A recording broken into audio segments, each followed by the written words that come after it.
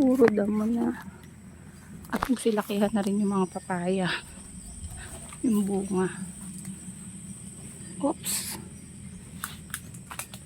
Kinain.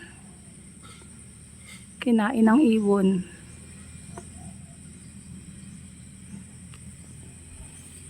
Ito ang lalaki ng bunga.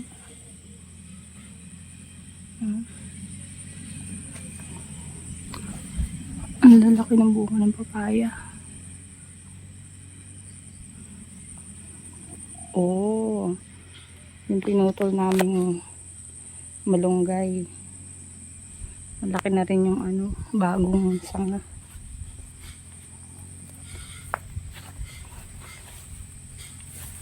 Marami-rami kami iuwing papaya. Naputol na naman. Ayan yung bunga. Sa lakas ng hangin, saka sa bigat. Ito yung dating naputol na puno. May tumubo ng bagong sanga. Ay, may bunga na rin. Malaki na. Yung aming lalaking papaya. Daming bulaklak. Maigulay nga yan.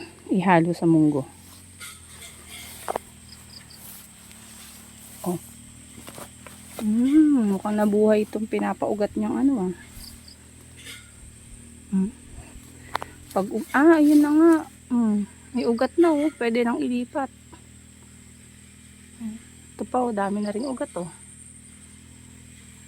Pag pinutol niya yan dyan, dilipat na lang. May bunga na siya. Automatic paglipat may bunga na. Puro damo. Ayun pa Grabe man. Yung aming nursery. Wala na, kinain na ng damo. Ayun. Nakakatakot na Sobrang na. Puro damo. Ang taas na. Hindi mo na makita.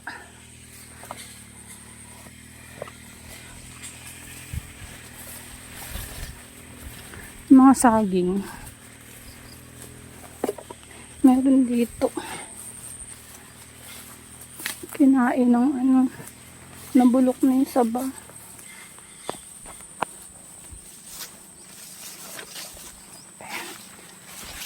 Masyadong madamo. Ayun kinakain na ng mga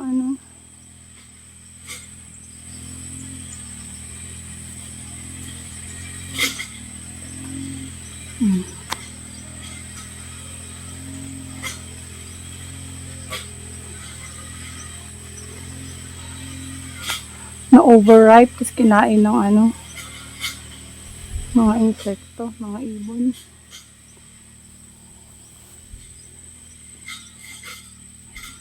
Ang lalaki na ng mga nilipat na saging. Kaya lang hinahabol sila ng damo. Lago ng mga damo, grabe. Hindi bale. Next week pagbalik namin, nag-grass cut na yan. Bumili kami ng gasolina para magpag-grass cut.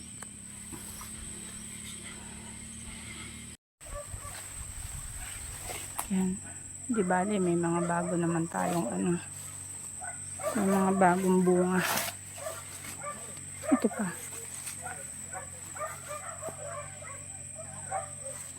Saka yun. Tatundan. Ito lang. Ito yata pwede na i-harvest.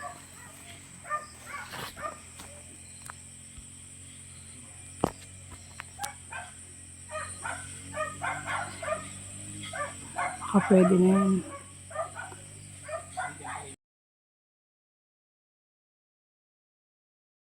Ayan ang daming nabuwal na papaya.